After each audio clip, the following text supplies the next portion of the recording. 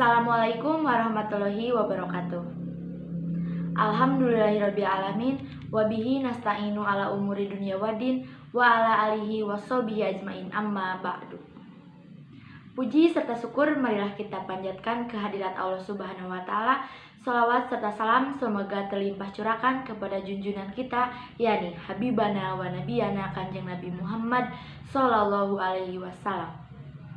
Tak lupa kepada keluarganya, para sahabatnya, para tabi'in dan tabi'atnya, serta kita selaku umatnya. Amin ya Allah ya Rabbal Alamin.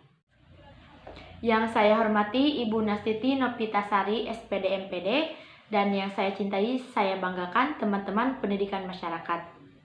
Sebelumnya, perkenalkan nama saya Armiati Trijayanti dengan NPM 202103117 dari kelompok 4 selaku pembawa acara. Sebelum ke materi, saya akan memperkenalkan teman-teman saya terlebih dahulu. Yang pertama, ada Andika Firdaus sebagai pemateri pertama. Yang kedua, Andre Oktasevic sebagai pemateri kedua. Yang ketiga, saya sendiri Armiati Trijayanti sebagai pemateri yang ketiga.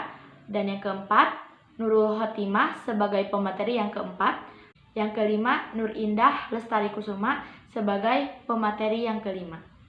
Terima kasih kepada moderator yang telah mempersilahkan saya untuk memaparkan materi tentang pengertian pemberdayaan masyarakat. Pengertian pemberdayaan masyarakat sendiri diartikan sebagai suatu proses pengembangan dan memperkuat kemampuan masyarakat untuk terus terlibat dalam proses pembangunan yang berlangsung secara dinamis sehingga masyarakat dapat menyelesaikan masalah yang dihadapi serta dapat mengambil keputusan secara bebas atau independen dan mandiri menurut Quakely 1991 dan Vetterman 1996. Di sini saya akan menyampaikan tentang tujuan pemberdayaan masyarakat. Tujuan yang ingin dicapai dari pemberdayaan adalah untuk membentuk individu dan masyarakat menjadi mandiri. Kemandirian tersebut meliputi kemandirian berpikir, bertindak, dan mengendalikan apa yang mereka lakukan tersebut. Lebih lanjut, peduli telusuri apa yang sesungguhnya dimaknai sebagai suatu masyarakat yang mandiri. Jadi, kemandirian tersebut merupakan suatu kondisi yang dialami masyarakat yang ditandai oleh kemampuan untuk memikirkan, memutuskan, serta melakukan sesuatu yang dipandang tepat demi mencapai pemecahan masalah-masalah yang dihadapi dengan mempergunakan daya dan kemampuan yang terdiri atas kemampuan kognitif, konatif, psikomotorik dengan pengarahan sumber daya yang dimiliki oleh lingkungan internal masyarakat tersebut. Dengan demikian, untuk menuju mandiri perlu dukungan kemampuan berupa sumber daya manusia yang utuh. Baik, terima kasih kepada moderator. Nama saya Andre Oktasevic. Di sini saya akan menjelaskan tentang tahap-tahap pemberdayaan masyarakat. Pemberdayaan masyarakat adalah suatu upaya atau proses untuk menumbuhkan kesadaran, kemauan, dan kemampuan masyarakat dalam mengenali, mengatasi, memelihara, melindungi, dan meningkatkan kesejahteraan mereka sendiri. Tahap-tahap yang harus dilalui tersebut adalah meliputi yang pertama, tahap penyadaran dan tahap pembentukan perilaku menuju perilaku sadar dan peduli sehingga merasa membutuhkan kapasitas diri. Yang selanjutnya, tahap transportasi, kemampuan berupa wawasan pengetahuan, wawasan keterampilan agar terbuka wawasan dan memberikan keterampilan dasar sehingga dapat mengambil peran di dalam pembangunan. Yang terakhir, tahap peningkatan kemampuan intelektual, kecakapan keterampilan sehingga terbentuklah inisiatif dan kemampuan inovatif untuk mengantarkan pada kemandirian. Baik, kali ini kita masuk ke tahapan pelaksanaan pemberdayaan masyarakat. Yang pertama, seleksi lokasi. Seleksi lokasi dilakukan untuk menentukan tempat atau wilayah pelaksanaan pemberdayaan masyarakat yang diinginkan. Pemilihan lokasi dilakukan sesuai dengan kriteria yang disepakati oleh lembaga, pihak-pihak terkait, dan masyarakat. Misalnya, 1. pemberdayaan masyarakat menerima kegiatan non-fisik. Kedua, tidak terlalu banyak kegiatan keproyekan lain. Penetapan kriteria ini penting agar tujuan lembaga dalam pemberdayaan masyarakat akan tercapai, serta pemilihan lokasi dilakukan sebaik mungkin. Tahap kedua, sosialisasi pemberdayaan masyarakat.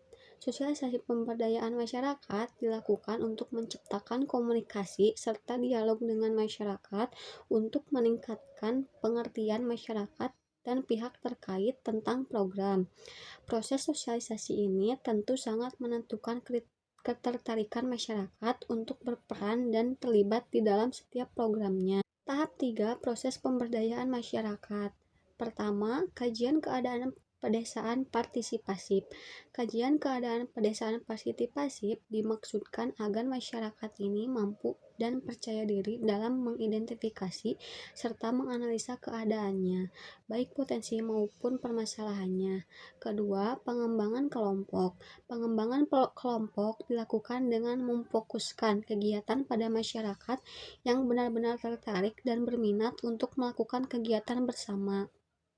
Yang ketiga, penyusunan rencana dan pelaksanaan kegiatan.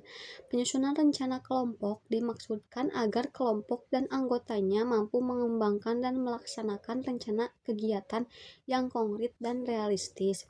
Ketiga, monitoring dan evaluasi partisipasif atau yang disebut MNEP. Monitoring dan evaluasi partisipasif ini bukanlah suatu kegiatan khusus, tetapi dilakukan secara mendalam pada semua tahap agar proses pemberdayaan masyarakat berjalan dengan baik dan tujuannya pun akan tercapai. Tahap yang keempat atau tahap terakhir yaitu pemandirian masyarakat. Proses pemandirian masyarakat ini merupakan suatu proses pembelajaran terus-menerus bagi masyarakat dengan tujuan kemandirian masyarakatnya, tentunya dalam upaya-upaya meningkatkan taraf hidup. Yang perlu diperhatikan adalah masyarakat dari awal proses sadar bahwa hal ini akan terjadi. Baik, terima kasih kepada moderator. Di sini saya akan menjelaskan metode pemberdayaan masyarakat. Metode pemberdayaan masyarakat dibagi menjadi dua, yaitu metode PRA dan metode RRA. Yang pertama, metode PRA atau bisa disebut juga dengan metode Participatory Rural Appraisal merupakan suatu metode pendekatan yang mendorong masyarakat pedesaan untuk ikut serta meningkatkan dan menganalisis pengetahuan mereka mengenai hidup dalam konteks kondisi mereka sendiri, agar mereka dapat membuat rencana dan tindakan. Tujuan kegiatan PRA yang utama ialah untuk menghasilkan rancangan program yang gayut dengan hasrat dan keadaan masyarakat. Adapun beberapa hal prinsip yang ditekankan dalam PRA yaitu yang pertama, saling belajar dari kesalahan dan berbagi pengalaman dengan masyarakat. Yang kedua, keterlibatan semua anggota kelompok, menghargai perbedaan dan informal. Yang ketiga, orang luar sebagai fasilitator dan masyarakat sebagai pelaku. Yang keempat, konsep triangulasi. Dan yang kelima, optimalisasi hasil, orientasi praktis, dan keberlanjutan program. Yang kedua, metode RRA atau Rapid Rural Appraisal merupakan metode penilaian keadaan desa secara cepat yang dalam praktek kegiatan RRA lebih banyak dilakukan oleh orang luar dengan tanpa atau sedikit melibatkan masyarakat setempat. Metode RRA digunakan untuk pengumpulan informasi dalam waktu yang terbatas. Pada dasarnya, metode RRA merupakan proses belajar yang intensif untuk memahami kondisi pedesaan dilakukan berulang-ulang dan cepat. Untuk itu diperlukan cara kerja yang khas seperti tim kerja kecil yang bersifat multidisiplin menggunakan sejumlah metode, cara, dan penelitian teknik yang khusus untuk meningkatkan pengertian atau pemahaman terhadap kondisi pedesaan. Cara kerja tersebut dipusatkan pada pemahaman pada tingkat komunitas lokal yang digabungkan dengan pengetahuan ilmiah. Metode RRA memiliki 3 konsep dasar, yaitu yang pertama perspektif sistem, yang kedua triangulasi dari pengumpulan data, dan yang ketiga pengumpulan data dan analisis secara berulang-ulang atau iteratif. Terima kasih. Baik, di sini saya akan menyampaikan kesimpulannya. Pemberdayaan masyarakat adalah proses pemberian informasi secara terus-menerus dan berkesinambungan mengikuti perkembangan masyarakat, serta proses membantu masyarakat agar masyarakat tersebut berubah dari tidak tahu menjadi tahu atau sadar, atau bisa disebut juga aspek knowledge. Dari tahu menjadi mau disebut juga aspek attitude. Dari mau menjadi mampu melaksanakan perilaku yang diperkenalkan atau disebut juga aspek praktis. Menurut Nato Atmojo tahun 2003. Dalam pelaksanaan pemberdayaan masyarakat memiliki 4 tahapan, yaitu sebagai berikut. Tahap pertama yaitu seleksi lokasi. Tahap kedua yaitu sosialisasi pemberdayaan masyarakat. Tahap ketiga yaitu proses pemberdayaan masyarakat. Tahap keempat yaitu pemandirian masyarakat. Dalam pemberdayaan masyarakat terdapat 2 metode yang sering digunakan, yaitu metode PRA dan metode RRA. Kedua metode tersebut saling berhubungan dan masing-masing mempunyai kelebihan dan kekurangannya dan bisa saling melengkapi. Namun, dalam perkembangannya, metode PRA banyak digunakan dalam proses pelaksanaan program pembangunan secara partisipatif, baik pada tahap perencanaan, pelaksanaan, maupun pengawasannya. Sekian yang bisa saya sampaikan, semoga bermanfaat. Alhamdulillahirrabbilalamin, presentasi dari kelompok 4 telah selesai. Mohon maaf apabila ada kekurangan dan kelebihannya. Wabillahi taufiq wal hidayah. Wassalamualaikum warahmatullahi wabarakatuh.